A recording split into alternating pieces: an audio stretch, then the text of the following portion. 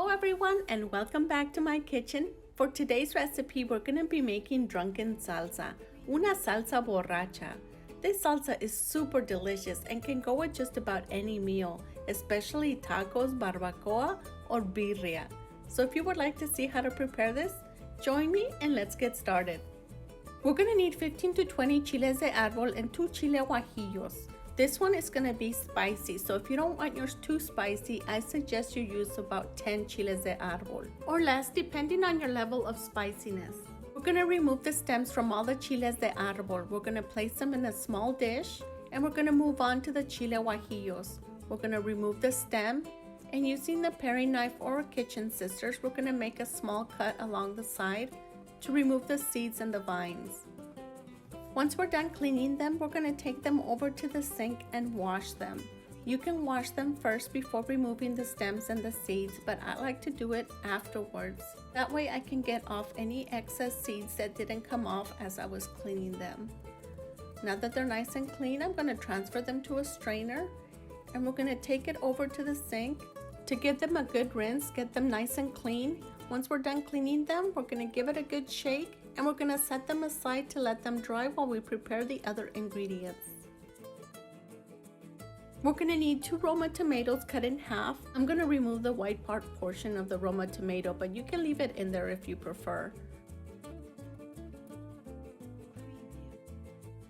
We're also going to need 8 to 10 tomatillos.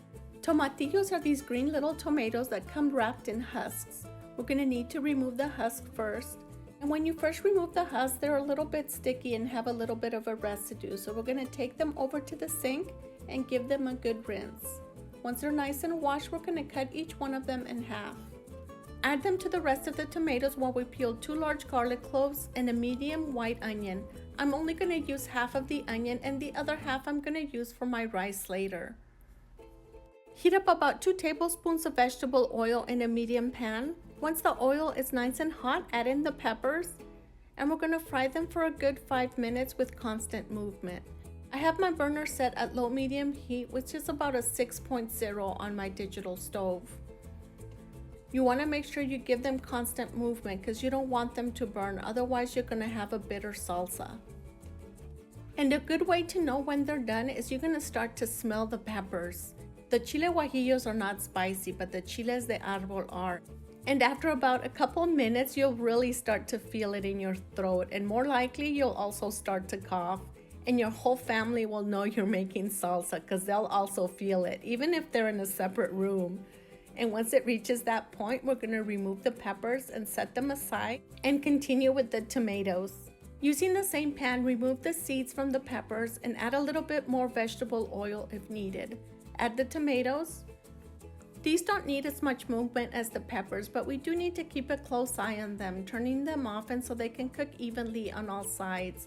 They're going to get a little bit blistered and blackened, but that's okay because that's what's going to give our salsa that great flavor. You can also boil the peppers and the tomatoes, but frying them really brings out the flavor on both the tomatoes and the peppers.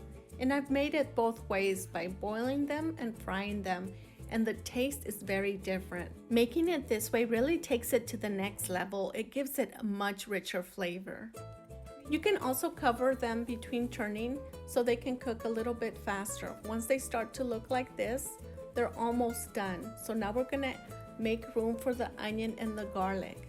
The onion I cut into smaller pieces so it can cook a little bit faster.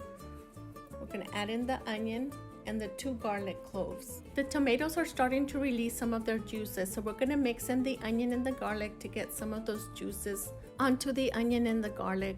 Once it's well coated with those juices, we're going to cover it and we're going to come back and check on it in about a minute. It's been about a minute now, so we're going to check on our tomatoes and look at all those beautiful colors. This is almost done. We're just going to give them one final turn and we're going to turn off the burner. And we're going to let the pan sit on the burner as it cools down. We're going to cover it and we're going to check on it in 10 to 15 minutes. While we're waiting for the tomatoes, we're going to begin to make the salsa. We're going to start out by blending the peppers first. Add the peppers to the blender along with 1 cup of water to help blend the peppers. I like to blend the peppers first because they take a little bit longer to break down in the blender.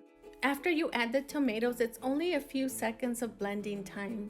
You can blend it for a little bit if you want a nice chunky salsa, or you can blend it for a little bit longer if you want a smoother sauce. And once the sauce looks like this, here it's nice and smooth, and I can already smell this. This is gonna be super spicy. We're gonna go check on the tomatoes and see where we're at.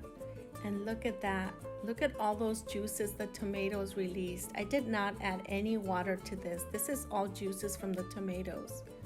We're gonna take it over to the blender. All the tomato, onion, and the garlic, we're gonna scoop it into the blender along with all those delicious juices in the pan, because that's what's gonna give it that great flavor. For seasonings, I'm gonna use 1 teaspoon of salt and half a teaspoon of black pepper. That is it. And we're gonna blend it for a few seconds because we want a nice chunky salsa. Then we're gonna pour it into our dish. Look how nice and chunky that looks. That is so delicious. I can already smell the spiciness in this. I know this is gonna be spicy.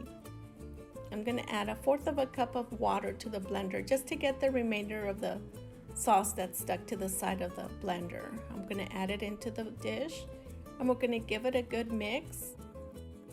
And then we're gonna add our star ingredient, 1 shot of tequila. You can also add half a can of Mexican beer, like Carta Blanca or Modelo. Or you can just leave out the tequila and the beer out completely and just enjoy it as is. But adding the tequila or the beer really gives it a unique flavor, and you really don't taste the liquor when you enjoy the salsa. You can try it both ways and let me know how you prefer it. Now we're just gonna give it a good mix, and now it's ready to enjoy with your favorite dishes. This salsa goes great with just about any dish, but it really brings out the flavor in grilled meats, tacos, barbacoa, and even birria. If you enjoyed this video, give me a big thumbs up. And if you're new to this channel and would like to see more videos like this, hit that subscribe button, and don't forget to hit the little bell so you can get a notification each time I upload a new video. And if you're already a subscriber, thank you so much, and I'll see you on a different day with a different recipe. Thank you so much for watching.